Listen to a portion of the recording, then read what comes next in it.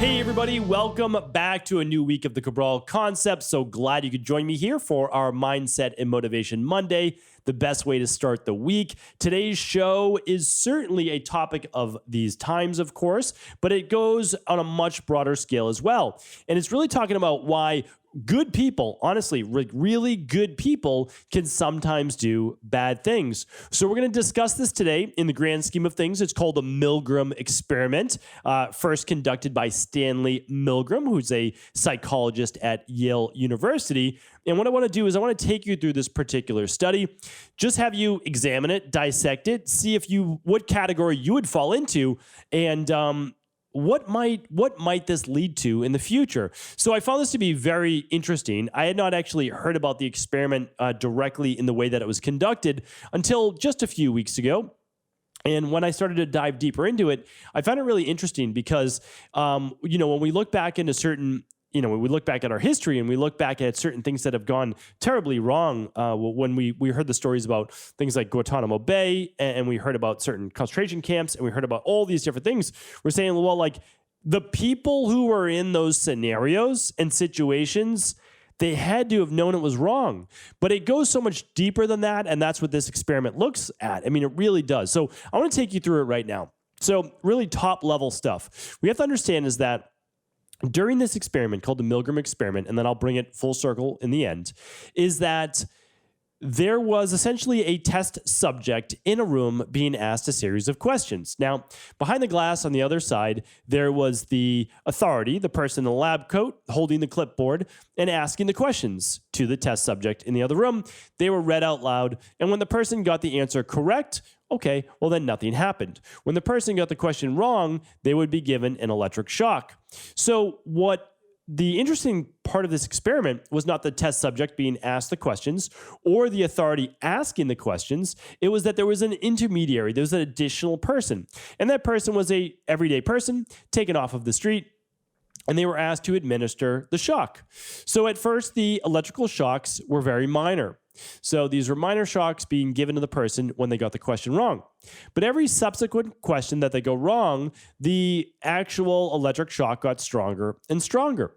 So as it went on, there might have been, let's say, a series of 10 questions. The number doesn't really matter. By the time they got to the 10th question, it would be extremely painful to the test subject. They were being shocked and they would be screaming, they would be yelling, yet the person administering the shock continued to do it. Even if they questioned the authority, they would say, yes, this is the way that it has to be.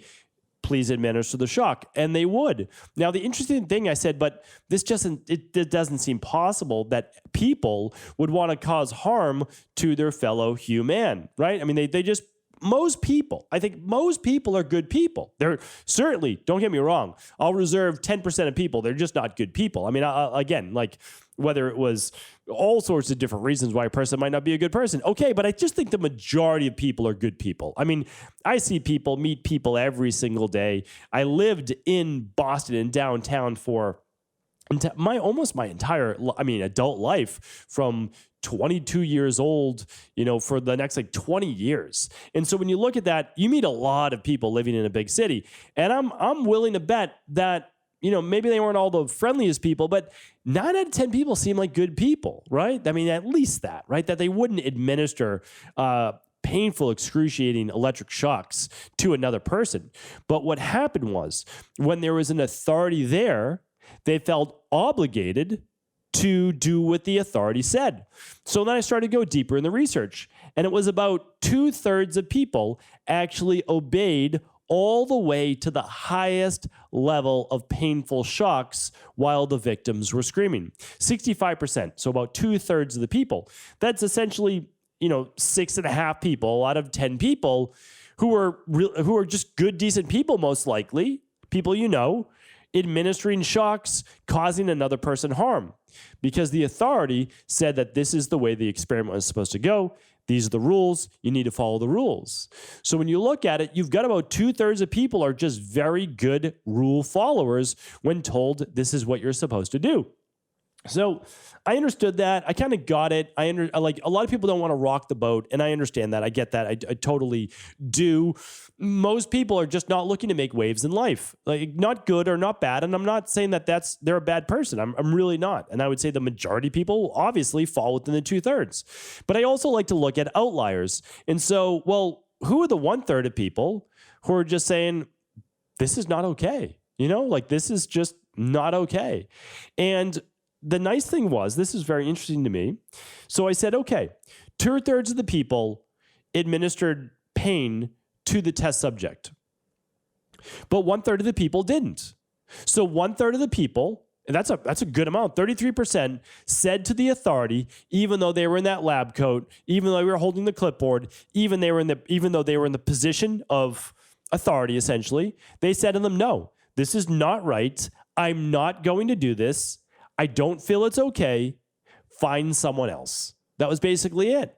And that to me, even though they honestly, what did they really have to lose? Maybe they were going to lose out on being paid, $50 for that hour, or maybe they were going to lose out on an internship at that university, whatever it might be, right? They said no to it. They sacrificed maybe a little something, but they did it so that their fellow human was not in pain. They knew innately it was wrong, but the difference between them and the 2/3 is that they were willing to speak up. They were willing to cause a little bit of waves right in the water, and they were willing to say no.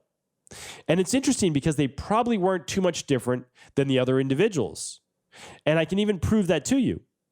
And that's because when 1/3 of the people said no, which is a powerful statement in and of itself, when any one of those people said it in front of one of the other 65%, 9 out of 10 followed. Meaning that the majority of people, when someone else is willing to say it first, will then go along with it and say, yes, this is not right. But it takes the courage of one individual in order for those other 90% of people to say, you're right. We shouldn't be doing this. We're causing someone harm. Let's stop. And that is why it's so important for me in any day and age to let you know that you might be in the minority. 1/3 of the people here said, no, we're not going to do this. But 2/3 said, okay, if this is what I'm told to do, this is what I'm going to do. Now, the truth is this. A lot of people, even though they're in the majority, they still don't necessarily believe it's the right thing to do. It's just they're willing to follow along and go along with what is the current thought of the day. And so when some of those people stick their neck out, go against the majority, which is simply following the authority, other people begin to follow because they know it's the right thing.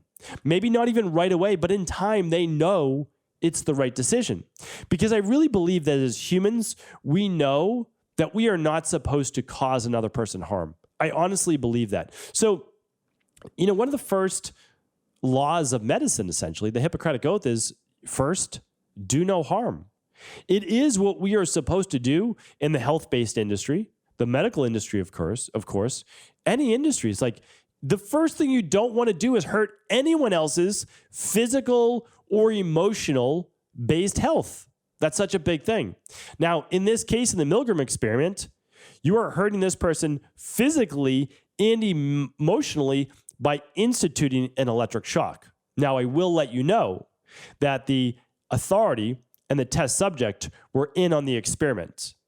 And so no one was being caused harm. That's the good news, right? Now, it was an actor as the test subject showing increasing pain and screaming as the electric shocks got worse and worse, right? But the test subject didn't know that. This is an experiment that was going on. So the good news is no one was actually getting hurt. Now, the test subject, though, was still administering those shocks by pressing a button in order to cause that pain. And that's the issue right now, is that deep down, I believe that the majority of those people, 90% of those people, knew it was wrong. And that is why they went along with once someone stood up and spoke up. But it's also why I want to share with you here today. Don't wait. If you know something is unjust, if you know something isn't right, speak up. Say something. You don't necessarily have to cause a tidal wave, but just don't go along with it. That's it. You don't need to necessarily rally all of the troops as well, but just say, you know what? Not me. Not today. It's not happening. I'm not going to cause this person harm. That doesn't make sense to me. If someone else feels it makes sense, okay. But now, if everyone did that, we know in this case study at least 90+% of people would have said no. 10% would have still gone along with it. This study shows this. This experiment shows this, right? 10% will still go along. I feel that's probably right. 10% of people, maybe they aren't the most positive people for their fellow human, right? Okay, but 90% is the vast majority. 90% of the people know the right thing to do. Only 1/3 act on it. I implore you to be one of that 1/3. If you're listening to this podcast, if you're actively engaging in self-improvement, self-development, improving your overall health, and you're trying to preach that to others, you have to be that person. You have to be the person to call out an authority when you feel something is being done unjustly.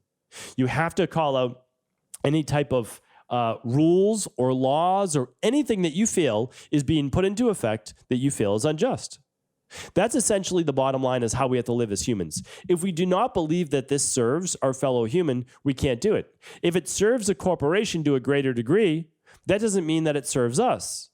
If it serves to make more profit for a big corporation, that doesn't mean it serves more people. We have to understand that oftentimes people in authority are put there because of a lot of dollars in private interests.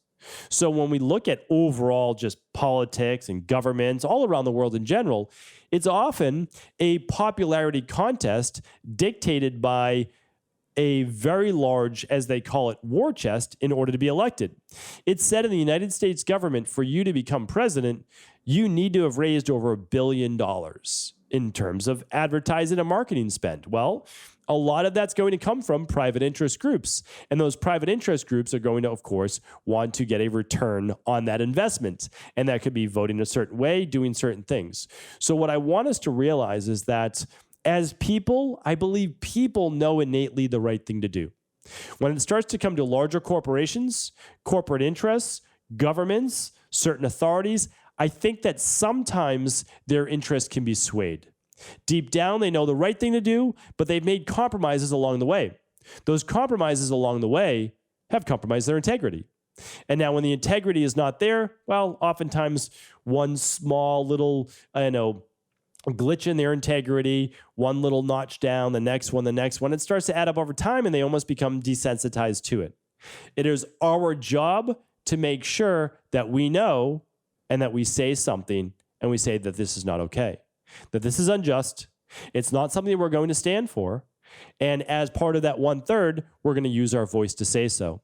And if that 1/3 says something, believe me, 90% of all the other people will eventually follow. Because when the truth is on your side and humanity is on your side, you're always going to end up being right.